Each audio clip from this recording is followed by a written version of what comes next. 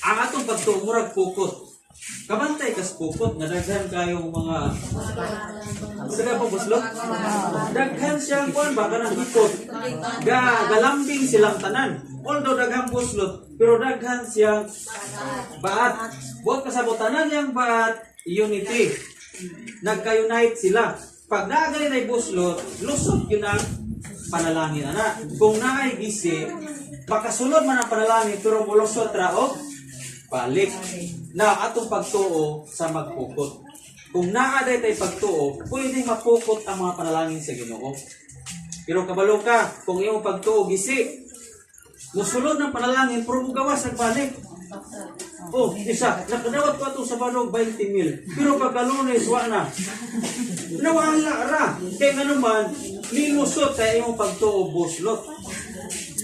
Kung ato ganing pagtuo, gisi, musunod ko ng panalangin. Pero mausik ra. Napanalanginan, kung hindi mo, palanginan sa bado.